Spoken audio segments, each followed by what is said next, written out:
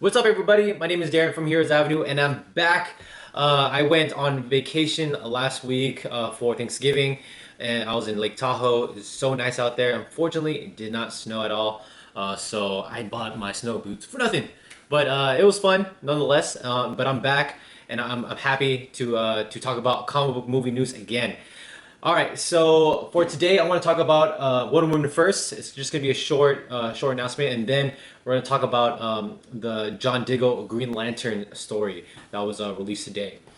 All right, so for today, Patty Jenkins tweeted and told us that Wonder Woman 1984 on HBO Max is going to be released on 4K, and I think this is going to be the first film on HBO Max that's being released on 4K. And she tweeted and said it's going to be available in 4K, Ultra HD, HDR10, Dolby Vision, and Dolby Atmos. Can't wait. In theaters on December 25th and exclusively streaming in the US on HBO Max. Please find the biggest and highest quality screen you can. So that's exciting because I have a 4K TV and I'm excited to use it. This announcement just made me want to go to Target or Walmart and buy a new, bigger screen TV. I think mine is about 50 inches. I want to get a bigger one, but I'm trying to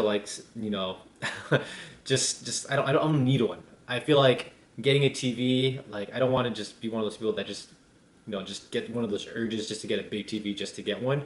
I feel like there has to be a need for it.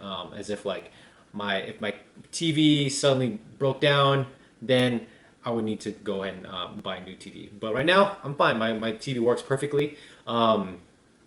I just want to watch this movie, Wonder Woman 1984, on the biggest screen possible. Just like you said, I mean, she didn't have to tweet that. I already knew that about myself. I just love seeing these, action superhero movies on the big screen, and we're so used to watching it in theaters. I did check my recent theaters, or my local theaters, if any of them are open. Unfortunately, none of them are open right now. So hopefully by Christmas, things start to open up again. I hope, because man, there's nothing. If you're living in the Bay Area, there's really nothing open right now because the cases are growing. I think we're in the purple tier right now, which is like the really bad level of COVID cases. So it makes sense, but man, I'm trying to find. I keep searching on Fandango and on Cinemark on what's open. I'm even thinking about calling Cinemark and see if I could do like a private screening or rent one of those private rooms to watch the movie with just me and my family.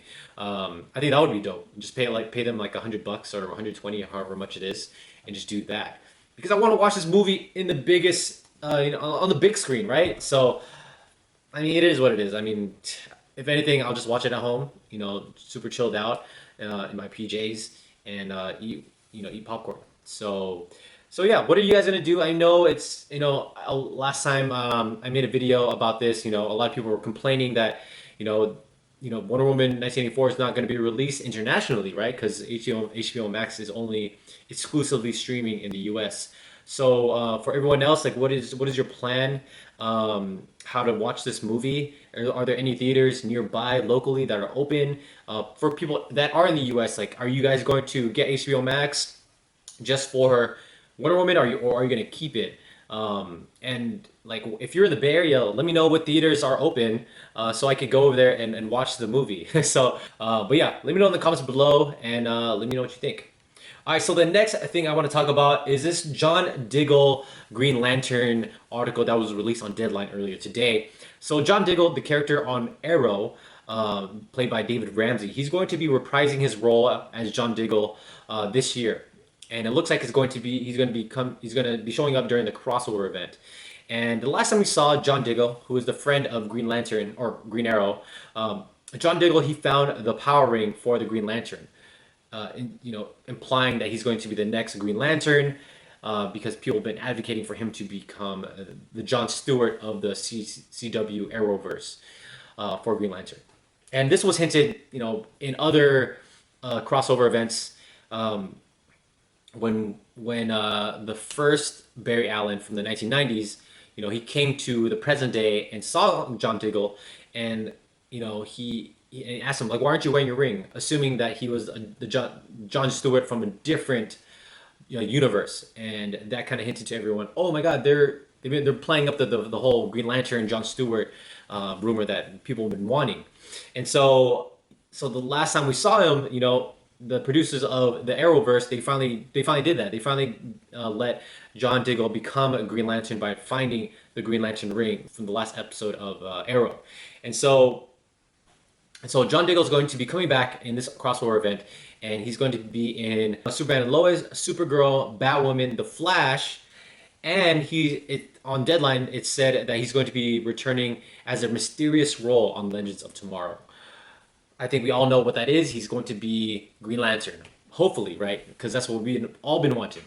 And so, the biggest question that I have is, I know that how sensitive Warner Brothers is with the whole Green Lantern IP. We know how they are. We know how they reacted towards the Ryan Reynolds movie and how hesitant they've been with just having a Green Lantern character on any of the shows after that. I mean, Green Lantern's not even in the Justice Society of America in the Stargirl show because I'm assuming they're really hesitant. And so finally, it seems like Warner Brothers is warming up to the idea of bringing him back. We got the HBO Max announcement with the Green Lantern series, and then we have a potential Green Lantern movie that's going to come out hopefully in the DCEU with Hal Jordan and Jon Stewart. And now we have John Diggle becoming the Green Lantern in the CW verse in TV. And so my question is, the crossover events haven't been successful. People are getting somewhat fatigued on the CW verse, and they're not liking the storylines, and they think it's very cheesy. What happens if we see John Diggle become Jon Stewart from the comic books as Green Lantern in the crossover events, and it's not successful, and it's a huge miss? They don't nail it. It's bad. CGI sucks, and the story is just it's just embarrassing overall. What happens if that happens?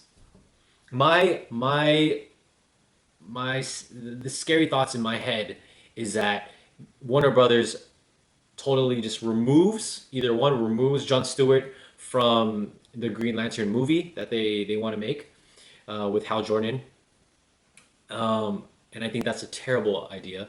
Or two, they totally just retract the whole idea of a Green Lantern movie or even the series, either on HBO Max or even on the big screen, because I hope Warner Brothers doesn't read that as, oh, people just hate Green Lantern. The public just don't understand this Green Lantern character. They don't like the idea of it. Let's just get rid of it and not waste any money. Because I'm assuming maybe because of this whole pandemic that we're in, maybe Warner Bros. They are on the cheap side. Maybe they want to save some money. Maybe they want to take too many risks with risky IPs such as Green Lanterns. Maybe it requires someone to direct that or produce that project that they're very they treat someone that they trust to carry that over. But if not, then maybe that project just won't lift off the ground.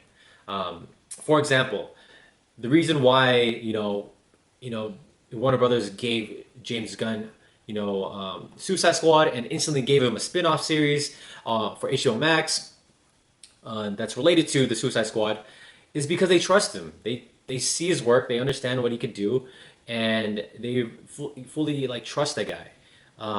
And they know that the Suicide Squad does have some hidden potential in it, and it just requires someone that knows the characters, knows how to tell a story, and make it a very entertaining way. And so, I think if the John Diggle Green Lantern portrayal doesn't work out on CW, there has to be someone to take over the project on HBO Max or even in the movies, someone that Warner Brothers fully trust, 100%, because there's gonna be a lot riding on it, and I don't know if Warner Brothers has the balls. I mean, they've been pretty risky already by announcing all these random projects, but when it comes to Green Lantern, I just feel like they are very, very scared and they're very traumatized with what happened with Ryan Reynolds' portrayal. Um, yeah, I'm very curious on how that's gonna work out. I hope John Diggle's performance as Green Lantern is successful. I hope it's dope, and I hope everyone loves it. I hope the reaction is great, and I hope everyone responds very well, very positive to it. But there's always that side of me where when it comes to DC characters and Warner Brothers, is to be cautiously optimistic. So I want to know your guys' thoughts on all this. Oh yeah, something that I wrote here on my notes that I forgot to mention is that I think the first portrayal. I mean, I'm pretty sure that John Diggle is going to be the first John Stewart on the live screen, anyways. But I would rather want the first introduction of John Stewart to be on HBO Max. I feel like that's just the perfect way. I know John Stewart's not in the.